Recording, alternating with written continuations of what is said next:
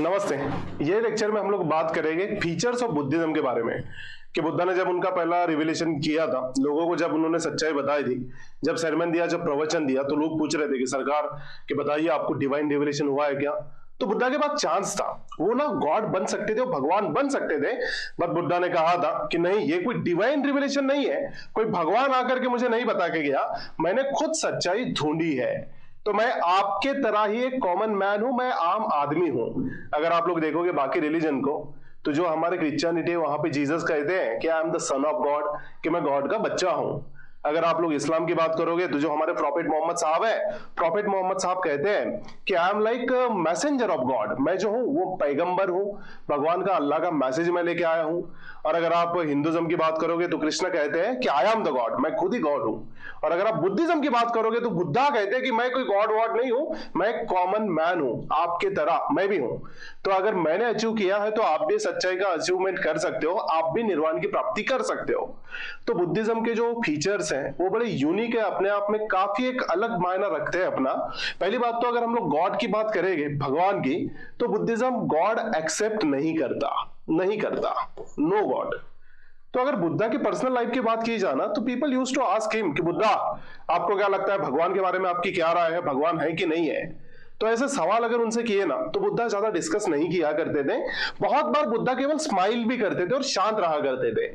तो बहुत से लोगों का मानना है कि Buddha was agnostic person. Agnostic का मतलब ऐसा है कि जो लोग ना भगवान में बिलीव भी नहीं करते और भगवान को डिनाई भी नहीं करते, तो ऐसे हुआ करते थे। बट जनरली उन्होंने क्या किया था कि उन्होंने क्लियरली बोला था कि जो रिविलेशन है कोई डिवाइन रिविलेशन नहीं है। तो God is not accepted in Buddhism. What's about soul, आत्मा, आत्मा एक्सेप्टेड है कि नहीं है? तो आत्मा भी बुद्धिज्म एक्सेप्ट नहीं करता।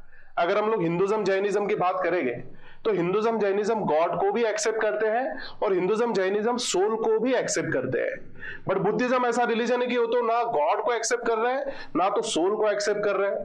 But interestingly Buddhism, Jainism as well as Hinduism, all of these religion believe in this birth and rebirth वाला कंसेप्ट।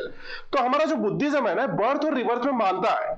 तो आप लोग थोड़ा कंफ्यूज हो जाओगे कि सर एक तरफ सोल तो नहीं है, फिर बर्थ एंड रिबर्थ कैसे है? हिंदुज्म में तो हम लोग जानते हैं कि आत्मा है, इसलिए तो जन्म और पुनर्जन्म का चक्कर चल रहा है, लेकिन यहां पे कैसे होगा? तो ये ऐसा है, बुद्धा बोला करते थे कि हम लोग है ना, हम अपने इच्छाओं में अटके पड़े रहते हैं और ये जो इच्छा है, इच्छाओं के वजह से हमारा बर्थ और रिबर्थ होता है। तो जब तक आप लोग इच्छाओं से मुक्ति नहीं मिलेगी तब तक ना आपको मोक्ष प्राप्त नहीं होगा। तो probably Buddha was the first person जो बात करते हैं मोक्ष के बारे में।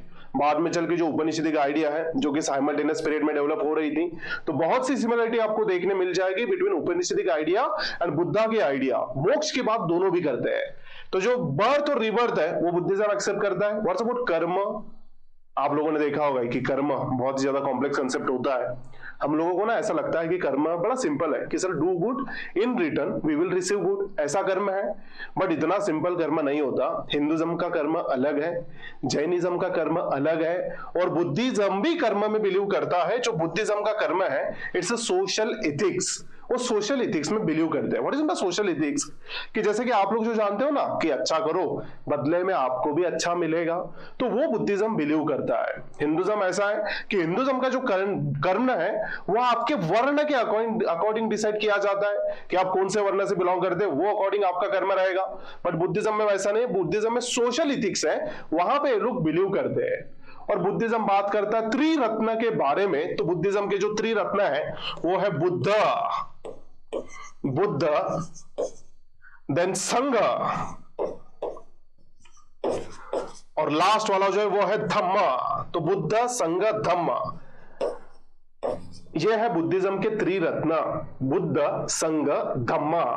तो ये त्रिरत्न क्या है, इसमें का स्पेशली संघ क्या है, दूसरे वीडियो में हम लोग बात कर लेंगे। बहुत बहुत धन्यवाद आपका, थैंक यू।